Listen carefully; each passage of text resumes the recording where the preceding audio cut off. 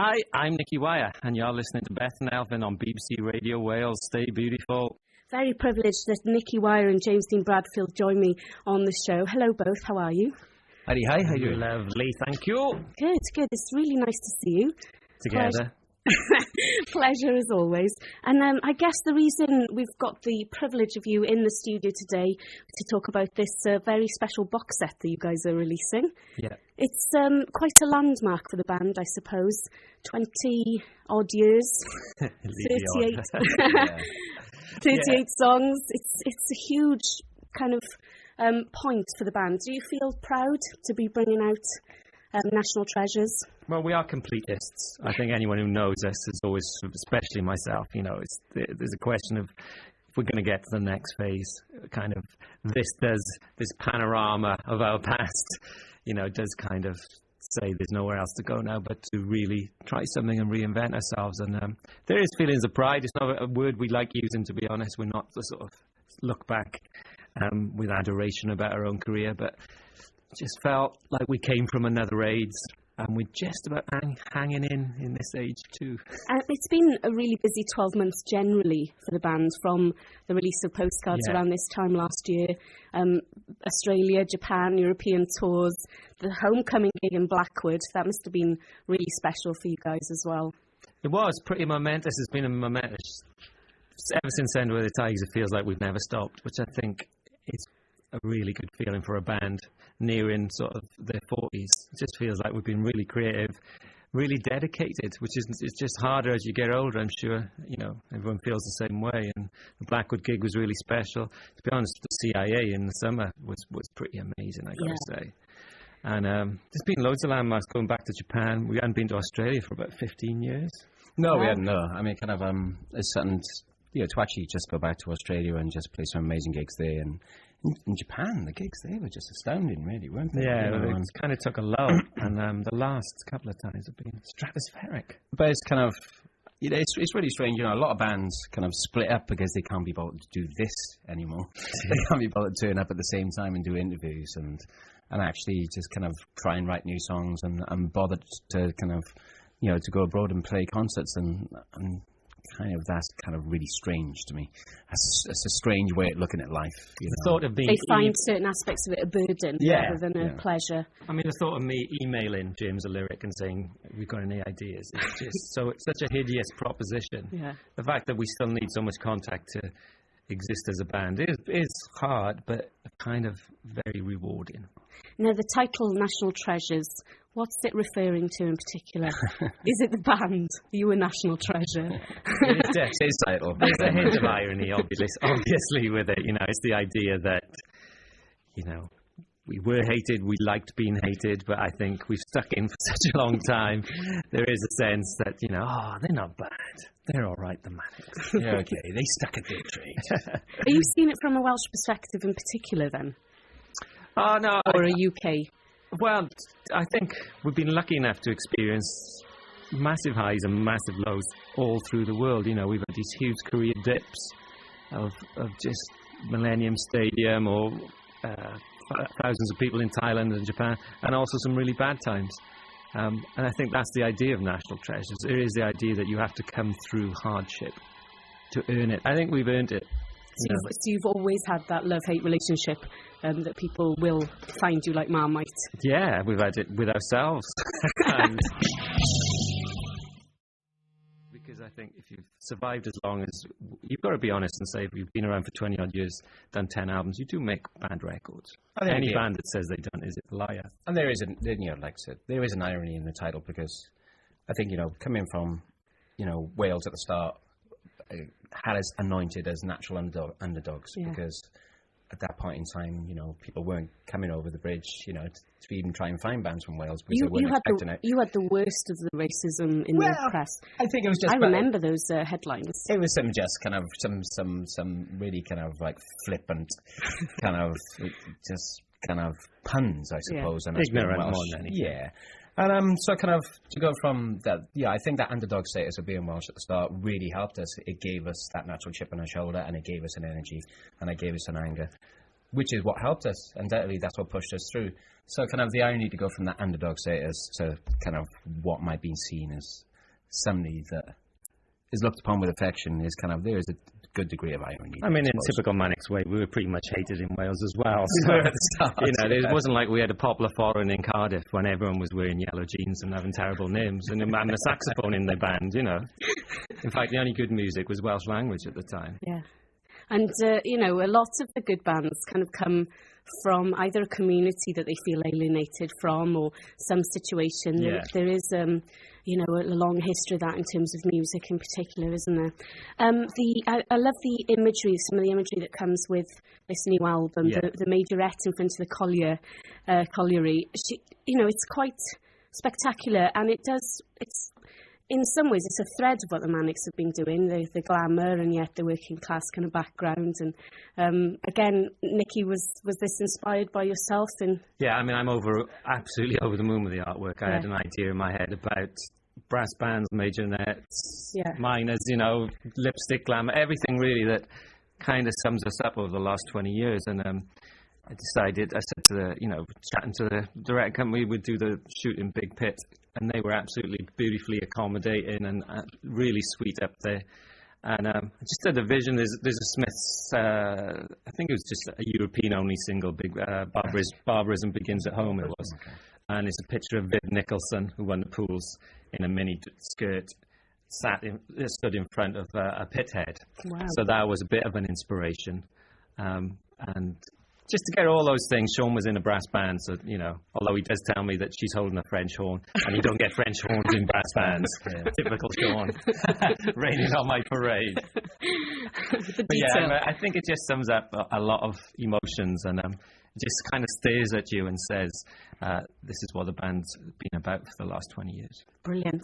Now, it's strange that you're kind of heading towards this break for the band, and I know it is a landmark, and you've got the box set of the singles coming out to kind of stamp that. But next year would have been 20 years of Generation Terrorist, wouldn't it? Yeah. And a lot of people have been doing these kind of classic album gigs, and there was no interest in doing that. I've got a box. It's my favourite album. I've got a box in my archive back home which says Generation Terrorist reissue, remix, demos, blah de blah, but I haven't showed it to Ginger. No.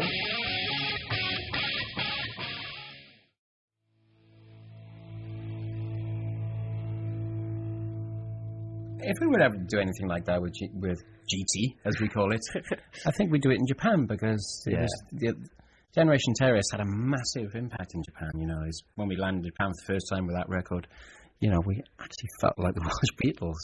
It was bonkers, And that album did connect out there big time. So I think if we were ever to do some kind of like full Generation Terrorist show, we'd do it in Japan.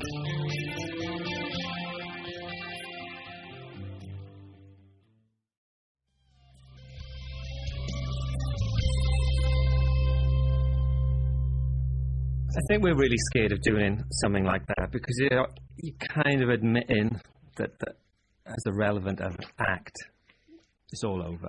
When you do the sort of tribute to your own, play the album and stuff, it's almost like us admitting, oh, that's it now, we're just a museum. And I don't think we're ready to be that yet. Yeah, it's certainly a strange place for you to compare with somebody like Primal Scream, who last year did the Screamadelica tour, and Nirvana, obviously not even a band anymore. Then it seems more fitting, perhaps. But at the same time, I watched Primal Scream at Glastonbury. I thought it was amazing. It's not. It's just doesn't seem to fit well with us. I don't know what it is. Really. I think Primal Scream doing Screamadelica is kind of almost kind of, the album is like a night in itself. Yeah. The album is almost like 24 hours in the life of a musician. So kind of it makes sense to do that kind of like with Screamadelica itself, I think. But with us, it would almost be like trying to recreate something that we haven't got anymore. You'd have to, because to go back and say play the Holy Bible in its entirety, just take that album, you've got to train yourself up to do it. Yeah. You've got to revisit the past to do that. I think you just, personally, the Holy Bible in particular, I don't think we will ever do or should do, because it's a total state of mind. And you can't go on stage half-hearted thinking you're going to entertain a crowd. You actually have to feel incredibly alienated and an utter hatred for the human race to play that album properly. And it'd be an absolute con. It's hard enough doing Faster sometimes, much as I love it and what it stands for. But without Richey there, it just sometimes it feels like we're doing it in an entertaining sense and not actually. You can cherry pick songs off an album and do it and get away with it and enjoy it as well. But so it's almost like a boxer coming out of retirement. You haven't stepped inside that ring for 10 years, and suddenly you've got to try and get all that muscle memory back and all that kind of thing. I don't see why you've got to try and recreate what you were to actually be a band, I suppose. And once again, Manic's not following any trend going on in music at the moment. I wonder who you think you are. You damn well think you're God or something. To talk about the current single, This Is The Day, the video to go along with this, again, sort of nostalgic but celebratory, and I loved seeing the footage of the early gigs and in some ways just the many faces of the Manics. And it's easy to forget every time an album comes out, and we kind of get engrossed in that album, just how much variety there's been in your lives, I suppose. No, it feels really nice watching it. It's kind of Bowie-esque.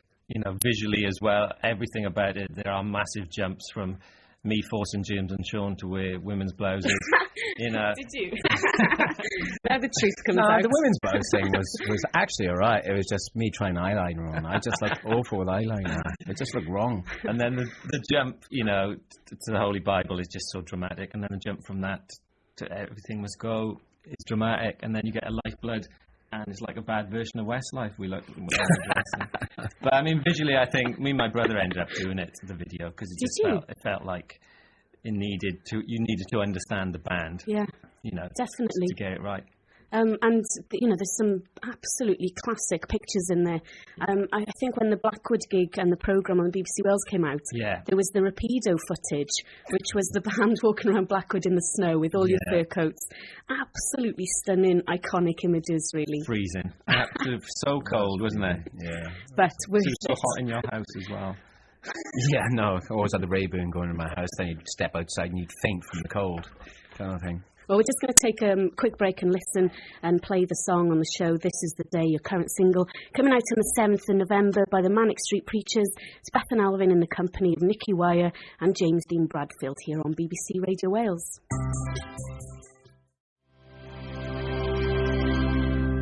So from This Is The Day, very quickly before I ask you to choose something from the National Treasures for us to play on the show, I wanted to ask you, programmes like Top of the Pops, and people are debating quite heavily at the moment that, the fact that there's no definitive music programme for bands to make a stamp and make an appearance.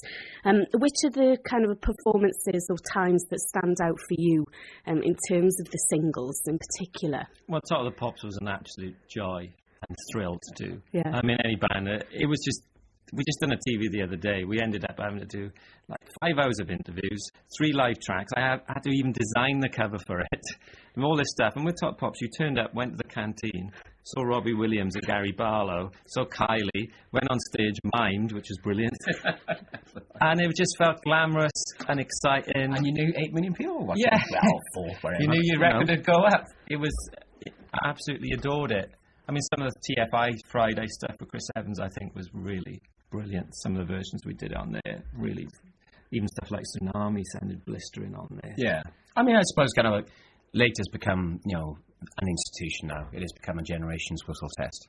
I remember kind of when we kind of did Australia on it just felt as if that we'd arrived properly. It just kind of there was something about the one later performance we did, which kind of really seemed to gel us as a band.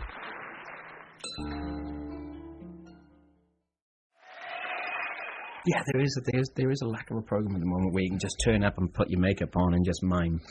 That's such a great experience for a band. We never had any snobbery about that. And Faster on Top of the Pops particularly was amazing. It looks the most complaints ever because of the balaclavas and the fires going on. Motormouth wasn't our greatest TV appearance, I don't think. Motormouth was pretty We did some classics at the start. I mean, all those brilliant Saturday morning kids TV shows where me and Richey would have to talk to a glove puppet and then go and play in disappeared away or something, you know, just... I'm going to have to look that up, Nicky. Is there some footage on YouTube? Yeah. Definitely. I think it was an Irish kids programme. I found, I did see something quite funny where you're being interviewed by a female comedian. Oh, Rona. That is painful beyond Richey's genius on it. Absolutely brilliant. Painful. Yeah. I still, when you say that now, I shudder. Richie's just got a permanent sneer on him. Yeah, he's brilliant. So yes, we're absolutely thrilled to have you on the show, and the fact that you've recorded 2 songs for us is amazing. But from the National Treasures, then, can I ask you to pick a different song each that you'd like us to play on the show, and obviously, you know why it means so much to you guys. Want to go first?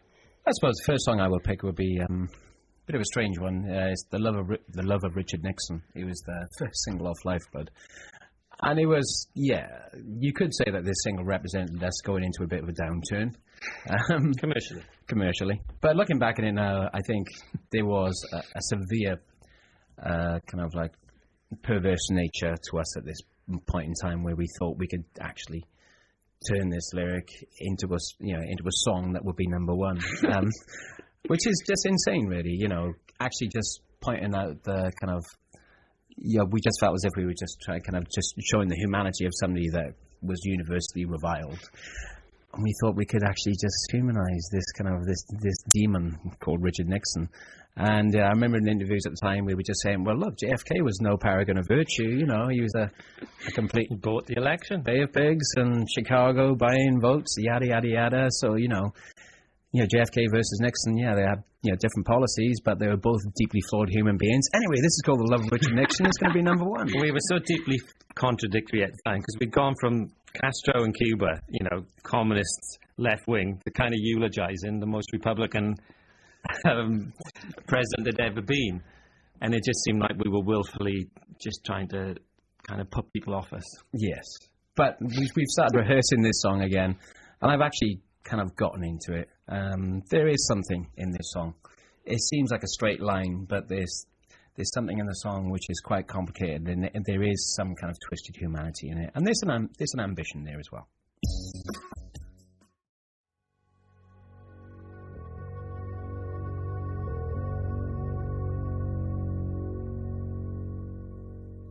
And what would you like to pick, Nicky? I think I'd probably maybe pick something slightly more straightforward and glamorous, and Your Love Alone's not enough, really, because it's, out of the trough of perversity, which we had to get out of eventually. I think we just came such an effervescent falling back in love with the idea of the band. And it was written as a duet. It was totally envisioned with Nina singing the parts. And to actually pull it all off, bring it all together, have a massive hit again, and just feel like it was brilliant to be in the Manic Street Preachers. There's just no one... certain records you wouldn't change one iota of, and this is one of them.